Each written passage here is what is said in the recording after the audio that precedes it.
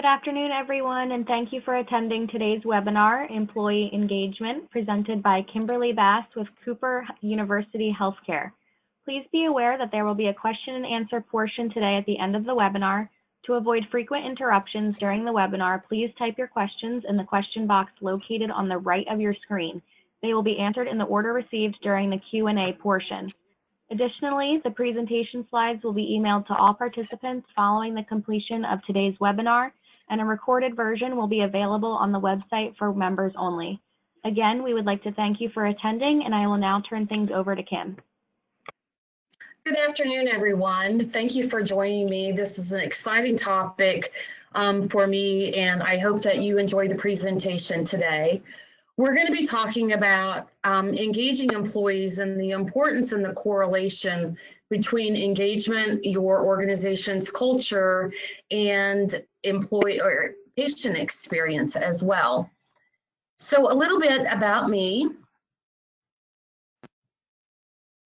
I work at Cooper University Healthcare. I'm a vice president here. We have over 7,300 employees. We are a 635-bed academic tertiary care hospital. I think of note, though, we have about 73 plus medical, primary care and specialty practices, in addition to MD Anderson medical and specialty clinics. We have 45 managers and 6 directors, as well as 3 AVPs that serve those patients and employees.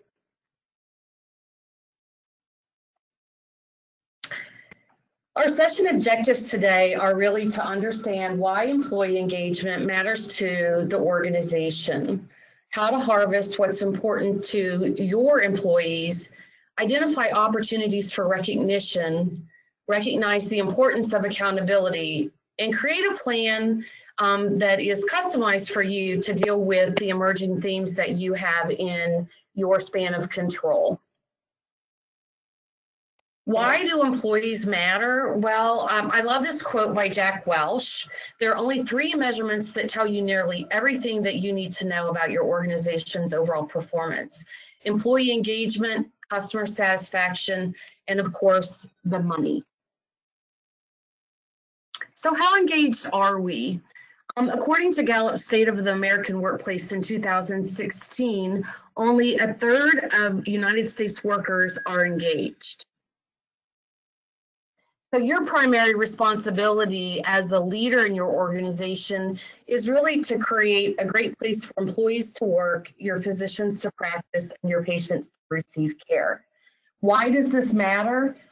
If you're seeing this slide, these are actually our results for ambulatory operations at Cooper University Healthcare during the recent employee engagement survey that we did. And so we saw 55.4% of our employees that were highly engaged or actively engaged. 34.8% of those employees were in an area that we deem content. And then we had 9.8% of our employees that were in the lower category, that were either ambivalent or disengaged. And why this matters is because the people that are 55.4% of the highly engaged are loyal and psychologically committed to the organization. They are more productive, and we'll talk about top performers and their behaviors, and they have a higher retention rate. The folks in the middle that you really need to really focus on are those that are productive but may not be connected to the purpose of the organization or the values of the organization. They may miss more work days, and they're more likely to be looking for another job if more money is offered to them. And then finally, you have the people that I refer to as the cave people, or the RIPs, the retired in place or continuously against virtually everything.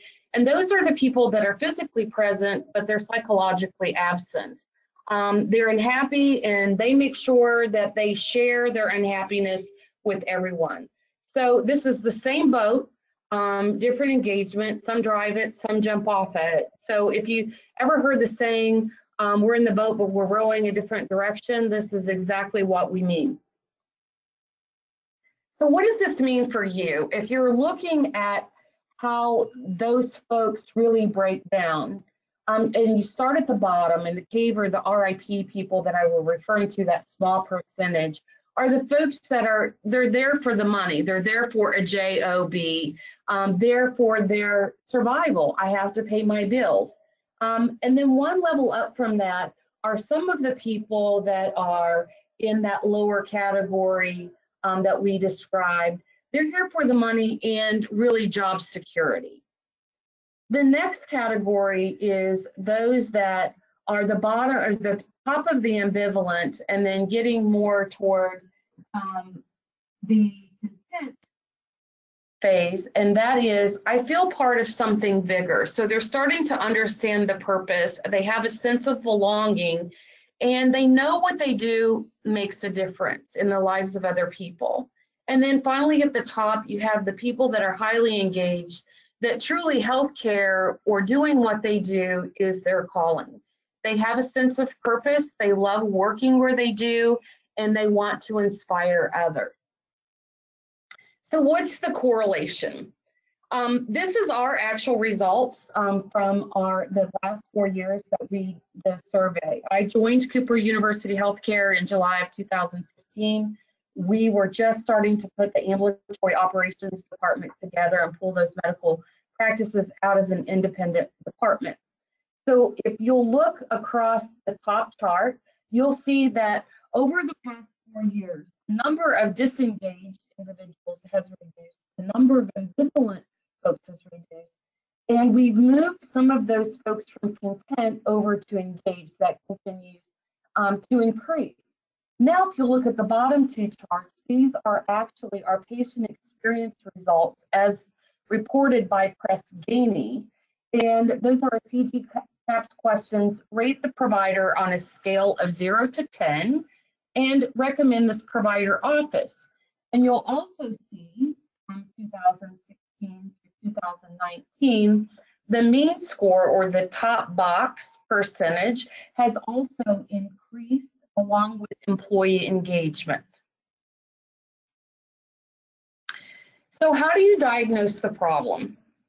Well, if we look at the Gallup Workplace Poll in April of 2015, one of the issues is that if you look at manager engagement, only 35% of managers are engaged. 51% are not engaged, and 14% are actively disengaged. Hi, Kim. I'm sorry to interrupt you, but it's very hard to hear you. I don't know if you're away from the microphone, but I'm getting a lot of questions in the question box saying they can't hear you either. Okay. Can you hear me now? Is this better? Yeah, that's better. Okay. It just sounded like you were cutting in and out a little bit. Oh, okay. My apologies. No problem. You can resume now. It sounds great. Okay. So 1 in 2 employees leave their job to get away from their manager. So I'm sure everyone has heard the saying that people don't leave their jobs, they leave their supervisor. This is true because they feel like their manager doesn't care about them as a person, or they haven't developed a relationship with them. So employees supervised by highly engaged managers are 59% more likely to be engaged. I love this saying that leadership is not about being in charge, but about taking care of those in your charge. So it's less about command and control, controlling somebody's behavior, and more about inspiring the behavior of others through role modeling. So what employees want from you? They want a good relationship. They want to know that you love them as a person. They want you to be approachable. And that doesn't mean the open door policy that people talk about, because when you say, oh, my door's always open, people are less likely to come and say, oh, this is what's working well. It's this is what's not working. But they want efficient systems. They want to know that you're removing the irritants or barriers that they have that are preventing them from being successful in their role or providing quality care to the patients that we serve. They also want help with their professional development and having you discuss that with them. They also want the tools and equipment they need to be successful in their role, and appreciation for the outcomes, for those shared outcomes. The WIIFM, the radio station that I say everybody likes to dial into, what's in it for me? This is what people have said they wanted. They want a sense of purpose. They want a chance to make a difference in the lives of other people. If you think about what I said, the highly engaged truly do what they do because it's a calling. It's because they feel a strong sense of purpose and connection to the mission, vision, and values of the organization. They want measurable and obtainable goals. So they want to be a part of and held accountable for what the organization is doing. Employees crave responsibility and trust, and they want a leader that will delegate, because that does mean that you trust them to do a good job. They want autonomy, they want freedom so that they can have increased productivity, and flexibility. We use the term work-life balance, but I like the word harmony a little bit better because it's different for different staff. Some folks may want to work more, some may want to work less, some have families, some don't. So bringing that into harmony for each individual. And attention, they want guidance and feedback, real-time guidance and feedback, not just once a year when you're doing an annual performance evaluation. They want the opportunity to innovate, which means you're asking for their feedback on what's working well and what we could do better. Open-mindedness, that you're listening to those ideas, transparency in sharing what's going on in the organization, and of course, everybody loves money. But that is at the bottom of the list of all of these things in terms of what employees have stated is most important to them in terms of their work experience. Engaged employees also provide a higher level of quality care and service to our patients. I showed you earlier the correlation between the patient experience and employee engagement. But the owners versus the renters, I use the analogy that when you rent a car, you don't take it for an oil change and a car wash before you return it. However, when you own a car, you're more apt to get it serviced properly. And people are the same at work. If they own what they're doing, if they feel part of the organization and deeply connected, they're going to give more to the organization in terms of their discretional effort. Renters, on the other hand, are those that are more, that are there for the job. So your high performers, knowing what you know today, would you hire this person again? The answer should be absolutely. And if you're looking at the employees that you have in your organization, you ask yourself these two questions. Would you be comfortable being away when you know this person is in charge? If you're on vacation, you want them working. And would this person be on top of your list if you had to pick a team to start your own business? Or what I call bench strength, if you're looking for those that you want to develop for the next level or promotional opportunities.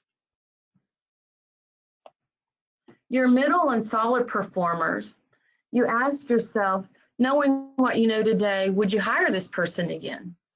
And the response is usually, yeah, but. You have to ask yourself these two questions. Does this person demonstrate consistent performance, especially when dealing with low performers? And is this person open to coaching to improve his or her performance? And then finally, you have the low performer. Knowing what you know today, would you hire this person again? And generally the answer to that question is no. If this person resigned tomorrow, would you and the rest of your department be okay with that decision? Does this person bring down the rest of your department? And does this person know how to improve performance temporarily only to return to their old behaviors? And if you were on vacation, would you be more comfortable if this person was also on vacation? One thing we know for sure is that high performers are extrinsically motivated by excellence. They only need to be guided and taught and led.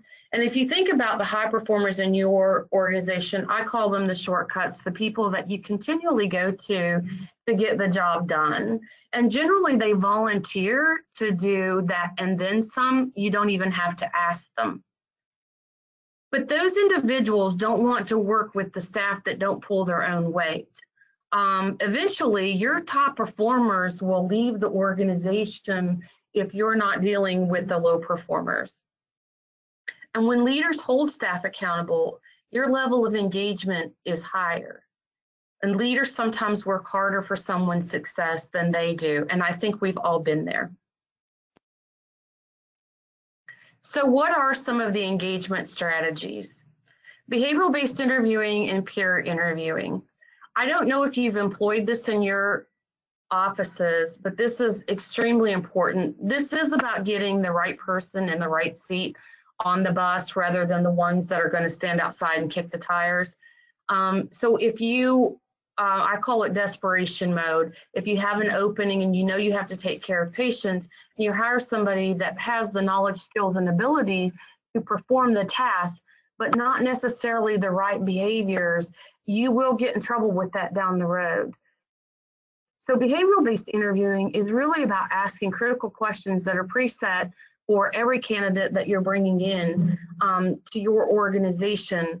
And they are questions such as, give me an example where you had a disagreement with your supervisor. What was the disagreement about? How did you resolve it?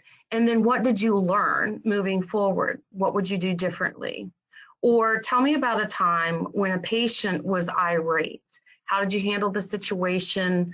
You know, what was the situation? How did you handle it? And then what did you learn moving forward? The idea here is to look at the past history and the examples because they are a great predictor of how that individual will behave in your organization.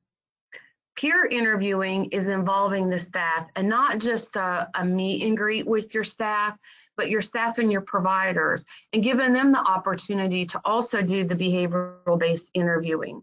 This is going to be part of their team, and I say, you know, you never brought somebody in or talked to them on the phone and then married them. But when you bring people into your organization, we spend so much time with those employees, more so with our teammates than we do at home generally. And so it's important to get the right cultural fit for your organization. And behavioral-based interviewing and peer interviewing are the #1 way to get that accomplished. 30 and 90-day meetings. After you bring somebody into your organization, it's really important that you follow up with them 30 days after their hire. You want to re-recruit them essentially, ask them if we delivered what we promised when we interviewed them, what's been working well, who's been especially helpful to them during their onboarding, and if they feel like they're getting the right training and feeling comfortable in that role. The first 90 days of a new employee's onboarding process is critical because the majority of employees will determine in that first 90 days if they're going to stay with the organization. So again, at 90 days, to have another quick meeting, these take no longer than 5 minutes. Meet with the employee and ask how things are going, who you can thank. And then also, this is also a great recruitment tool to find out if there's anything in their previous or anyone in their previous organization that we may want to contact, and if there were things that they did in their previous organization that we should bring to the current organization. The next 2 items I'm going to talk a little bit about more in depth, and that is rounding on your staff and thank you notes, and then talk about the engagement survey action plans. So employee rounding for outcomes. Some of you may do this, or some of you may say, oh, I see my employees every day, I talk to them every day, but I want to talk to you about employee rounding for outcomes. And that begins with a sense of purpose in mind. At the end of your rounding, you should be able to ask yourself 2 questions. What do I know now that I didn't know before I spoke to this person? And what will I do with this information? So that's the purpose, is so that you can do a deeper dive and look at how we can get better outcomes. But it begins with telling the staff why. Why are you rounding on them? I'm rounding on you because I value you and your contribution to this organization. It's important for me to understand and involve you in decision making in the organization.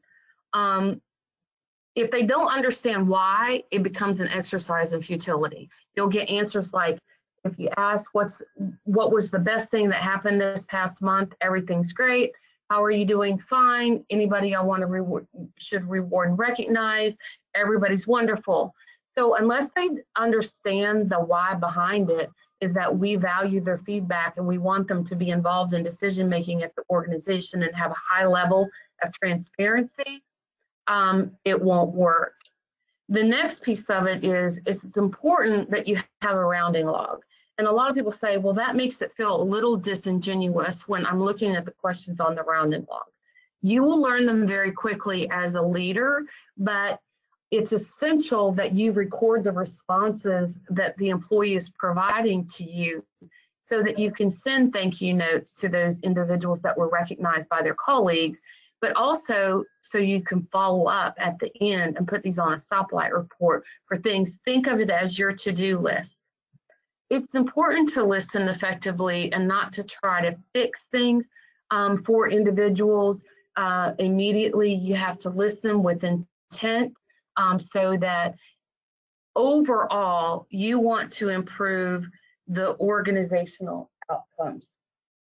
And then finally, the follow-up. You have to close the loop for individuals. If you're taking that information, you have to do something with it.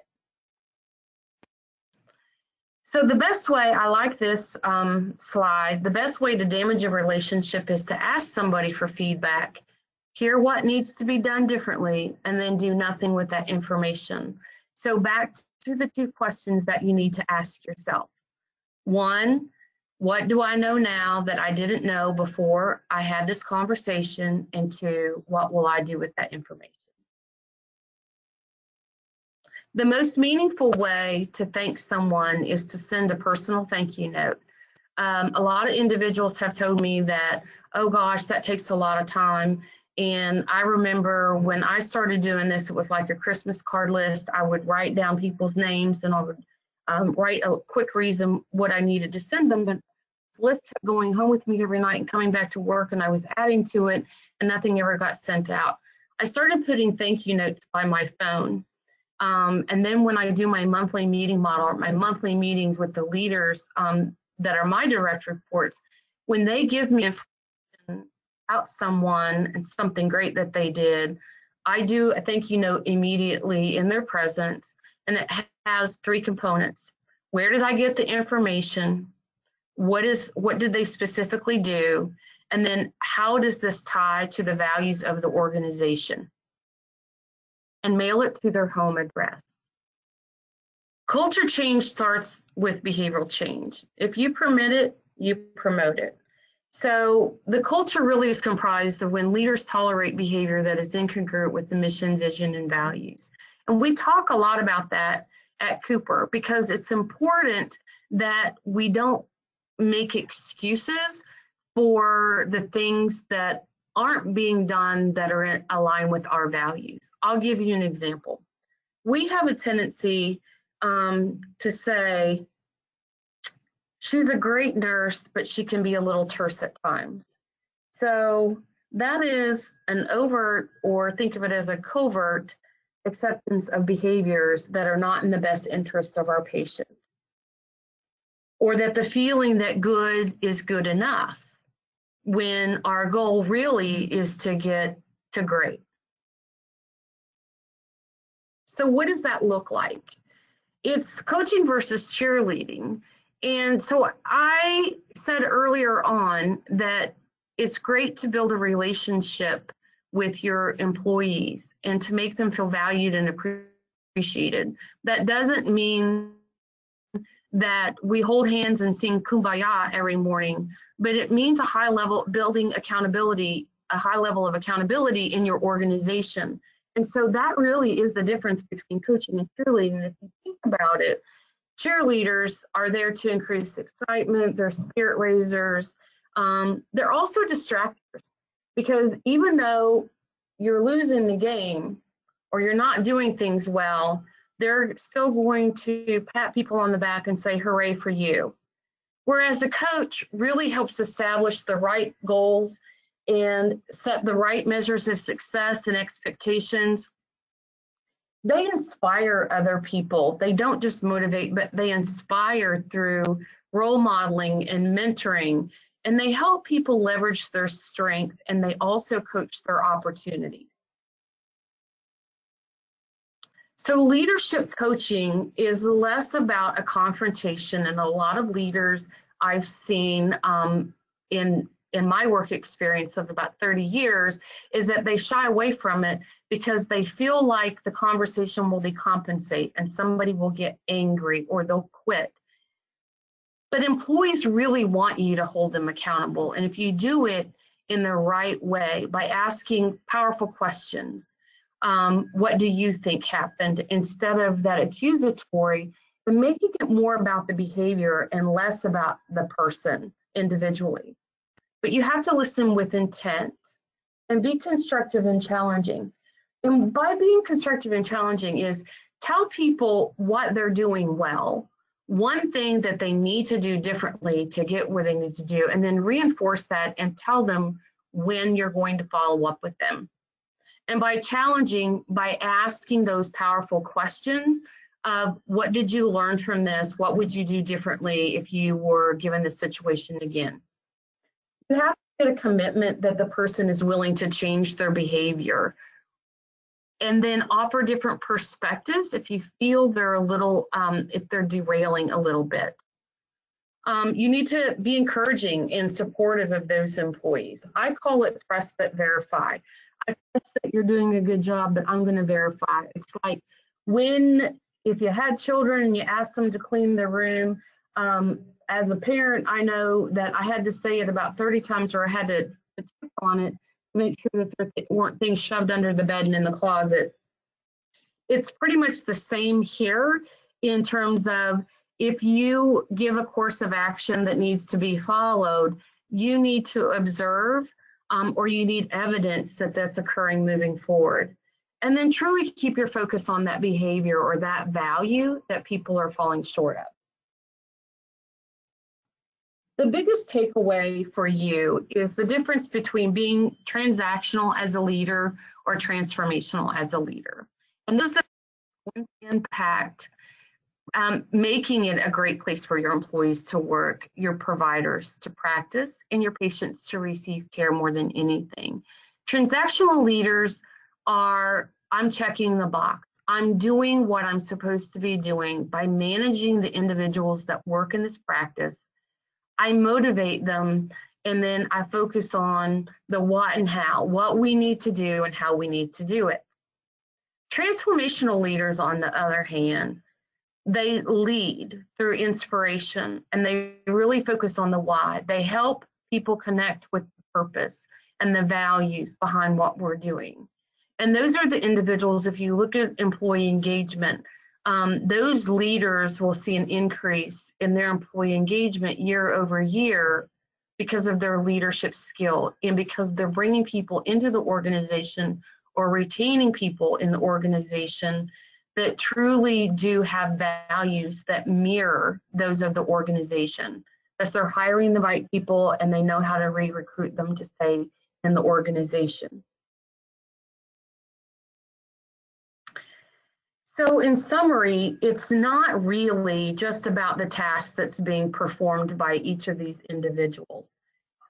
It's about making people feel connected to their purpose, giving them prescriptive to-dos, like how to communicate more effectively with our patients by using a platform, by scripting. It's about building a relationship, more of not just the task you perform at work, but really who you are as a person.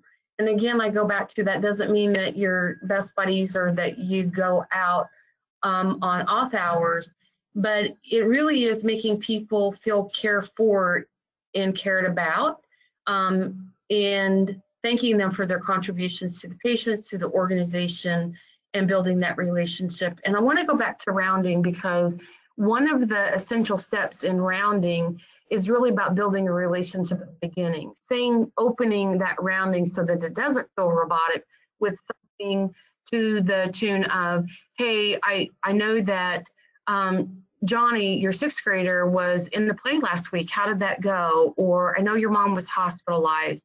How's she doing? Because we have to have that connection with each other. It helps reinforce our values too. Because if we just, when people tell me, oh gosh, I always say hello to my people in the morning and we have coffee together, I call those howdy rounds. I'm from the Midwest. So it's going through and saying hello, hi, do you need anything? Let me know if you need anything. I have an open door policy. Come see me if you need anything. That's reactive. This is proactive. So you're asking people in advance, what do you need to be more effective and efficient in your role, or to be successful in your role, to feel more connected to the organization? Also expressing appreciation for their contribution to our patient, to the organization. It's that 3-to-1. We need to provide, as leaders, 3 compliments to every criticism or every coaching that we give. And that can be as simple as, hey, I saw you with that patient. I thought you did a great job introducing yourself or explaining the duration, how long the patient was going to have to anticipate that they were going to wait for the provider to see them. Involving people in decision making, I think, is critical to a leader's success. We can make assumptions all day long about why employees aren't engaged or why the patient experience is where it is. But when you involve employees in action planning or improving in those particular areas, you're going to see your results go up exponentially. When it comes to patient experience or employee engagement, at your next staff meeting, ask this question: what beliefs and mindsets support or get in the way of this happening? And what should we do about it? Because it's easy for a leader to say, oh, I know we need to do this, this, and then finally this. We're doing things to people when we do all of the action planning rather than with people and gaining that buy-in if they're involved in the decision making. It also involves deliberate communication. And again, I go back to, it's easy for us to make assumptions, blaming, finger pointing. You know, if the nurses would just do their jobs, our scores would be better, or that it's their job. I don't need to give employees kudos for just doing their job. But we actually do, and we need to make the time for both of those things. You also, as a leader, need to move your low performers up or out. And I'm not suggesting by any means that you need to go back and fire half of your staff, but I think you need to ask yourself those questions that I put to you earlier. If this person left tomorrow, would you be sad, or would you want them to be off if you were on vacation? And then finally, it's crucial that you close the loop, that you take the information that you're gleaning from your staff meetings, from your rounding on your staff, from your patient experience surveys, and you're doing something with that information, whether it's action steps for improvement, whether it's putting on a stoplight report because you need a new headset for the employees or better ergonomic chairs, those types of things. What will come up in those conversations are little things, they're irritants to the employees that really prohibit them from having a high level of engagement. So a question for you is, what does employee engagement mean to you? Asking yourself, how does engagement fit with your organization's core values and your standards of behavior? Do you have standards of behavior in your organization? And then how does employee engagement support achievement for organizational goals?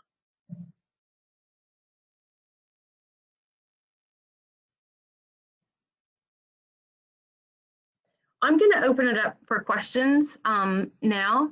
And one final quote: people don't care how much you know until they know how much you care. And so that goes back to, it's not just about your experience or your education, but really about being a thoughtful and servant leader and caring about those individuals that are in your charge.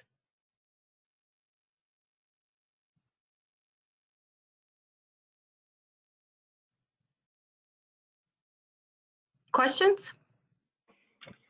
Okay, so the first question I have is, what is the best format you have utilized in order to hold employees accountable? The best format that I've used is it's called DESK. And so it is using that love, coach love that I talked about earlier with the coaching. It's loving on them and telling individuals by describing what is the behavior, not about the person, but what is the behavior that doesn't mirror the values or the service standards that we want in this organization. But you have to start with what they're doing well, because if you start with what they're doing wrong, they immediately get defensive. So I have a colleague in the office with me right now, and if I was telling Cassandra about that she fails to tell individuals in the office about the duration. And so she'll say, have a seat and someone will be with you in a minute. And so as a consumer, I'm always thinking in my head, well, how long is that? And so then if patients are left waiting longer than 15 minutes, they start getting irritated, and you will see your patient experience decline exponentially after 15 minutes, because that's considered the tipping point. So I want to convey this to Cassandra, and I say to Cassandra, Cassandra, you always smile and acknowledge people when they walk in the door. And I think you do a great job of explaining the process of registering, and why we have to get insurance information over and over every time the patient comes in. One thing I've noticed is that you're not sharing with the patients how long they can anticipate waiting. And when I'm rounding on those patients, they tell me that they've been waiting for long periods of time and no one communicates with them, and some of them have even left without being seen. Can I get a commitment from you to do this moving forward? That is an important piece of it, is getting that commitment to change the behavior. And then you need to describe or explain to them when you're going to follow up. I'm going to observe you like 3 times a week, or I'm going to have you role play with me. And then the last step of that is really keeping that commitment yourself to following up with the employee, to let them know that you observe that they still need improvement, or that they're doing a great job and that you've noticed great improvement. Okay, the next question is, I'm not comfortable with the idea of creating, trusting, and then verifying. May make more sense to check in to make sure everything is going well. Verifying may well lead to distrust. Do you have any thoughts? I do. I worked for a company called the Studer Group. I don't know if any of you are familiar with it, but we coached organizations across the United States.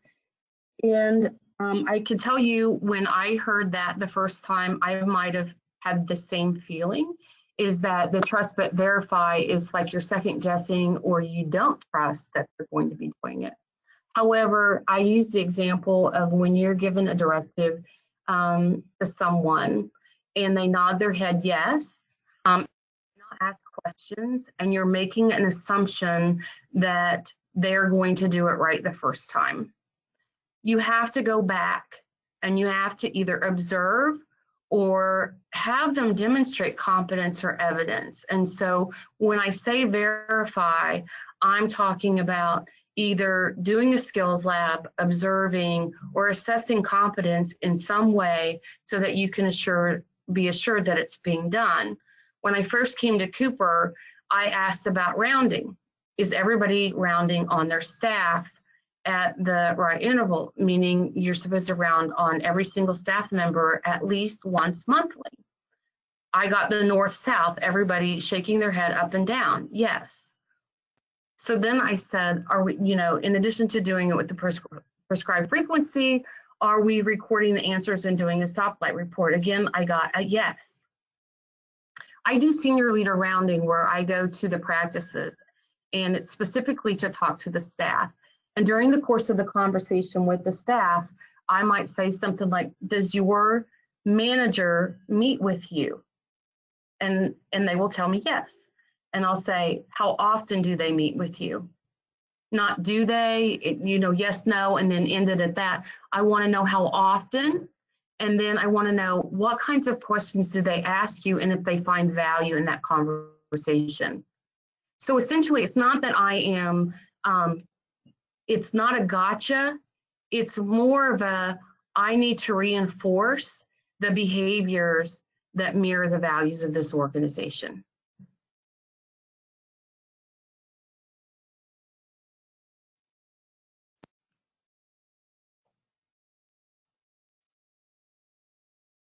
Any other questions? Yes, the next question is, what happens if you do your best to remove an employee's irritants and they're still not happy? The best way is to ask them what would give them a higher level of engagement. And we do have those conversations here with our leaders at the end of my monthly meeting model with my direct reports. I ask them, is there anything that's preventing you? I mean, is there anything that would make you want to leave in the next 12 months? Is one of the questions that I've asked. Is there anything that I need to do differently to provide you with support? I'm consistently having those, what do I need to start doing, stop doing, and continue doing conversations with the people that are in my charge. But there are some people that are never going to be happy. And I will tell you that the individuals that are in that highly disengaged or actively disengaged category, most likely they don't move out of those. You need to focus your attention on those that are in the content category, that there's something missing from their want list as an employee, and you need to find out what it is. And you really do get to that if you're doing an effective job at rounding with purpose on your employees each month. Thank you. The next question is, for rounding, can you go into more detail on what kinds of questions to ask? Yes. So there are essential questions. I want to know broadly, and you can make up your own questions to go with this, what is working well? And you start with that because you want to start on a positive note. Now remember, sorry, I should have said, you need to start with beginning with that relationship question, building that relationship like, hey, I know you were on vacation last week. How was it? Would you go back? And those types of things. And then you get into what's working well. One question that I ask, instead of what's working well, because that gets stale if you ask the same question every month, is when you're having the best day ever at work, what does it look like? Or tell me what you're especially proud of that we accomplished this last month. The second question I want to ask is, who's doing a great job? Who can I send a thank you note to? Because when you have a colleague, recognize a colleague, and remember I said in that thank you note, you put where the information came from. So if I was rounding on Cassandra and she said, oh my gosh, Margie helped me so much with this project last week. I was under a tight deadline. I didn't think I was going to get it done, or we had this patient decompensate and she helped me. Then I started thinking, dear Cassandra, when I was rounding on, or dear Margie, when I was rounding on Cassandra during senior leader rounding, she shared with me that you were especially helpful to her with the patient this morning. I want to thank you, or want you to know how much we appreciate your commitment to teamwork, one of our core values at Cooper. Now, what I've done is, kind of like that, what you permit, you promote. The opposite occurs. What you reward gets repeated. So you're reinforcing those behaviors. The next piece of it is you need to ask what tools or equipment do you need to be successful in your role? So a lot of times we hear, I have everything I need, but every once in a while you'll be like, well, my headset's been broken for a week, or, you know, I don't really like using this little security bell. Why can't we have something at the door or whatever? But they're important because those are the things that you want to put on a log and follow up, because that tells the employee that, hey, you do care about their level of engagement and removing those irritants and barriers. And then finally, you need to ask what processes are broken, because you will get great ideas, feedback from employees about what we need to do differently, removing steps or redundancies, waste, and those types of things. So those really are the 5 core things: building the relationship, what's working well, who can I thank, what tools and equipment, and then what processes need to be fixed. And you can ask any form of a question that you would like related to those. Thank you. And you may have already answered this. The next one was, are there specific tools that you recommend to utilize for rounding on employees? So the rounding log should include like the person's name. Here we do for each employee, it's called an annual. So it's a month for each box, and then it has the questions on there that we ask, and we just record those. This is the way we did it fast. Now we have it electronic, so we either carry around a little iPad or a cell phone. We can even do them on a cell phone, and we record the answers in there. We can even put the thank you note in there, and it can send one electronically, or we can choose to handwrite it and send to their home. Okay, and then the last question that there is in a single doctor's office, there's 2 employees where we talk daily. How does this fit in? So I hear that a lot because they say, hey, they know me really well, and if I start asking these questions, they're going to think I need medication. But the truth of it is, we listen to employees a lot, but we need to do the rounding with intent, with purpose. And those are getting to those things that I just shared with you, building that relationship. It's not sitting down with a cup of coffee and how are you today, or asking about their family. It really is about asking those questions, because those are the ones that really matter most to the staff. And if you tell them why, it really is to improve patient experience, employee engagement, and physician satisfaction. Those questions are. Is there a good book on this topic? There's a great book. It's called Hardwiring Excellence. It was published back in, I think, 2003 or 2004 by Quint Studer. But there are a number of books that have been published about employee engagement. There's also another book called The Employee Handbook, which is amazing. And it's for both leaders and frontline staff about what you can do to be more engaged. And then there's another one called A Culture of High Performance. And I don't want anybody to think that I'm promoting the Studer Group materials, but I'm very familiar with them because I worked with that organization as a coach for a number of healthcare organizations using these tools, and you see dramatic results with them. Well, thank you, Kim. If there are no further questions for the day, then we can wrap this up.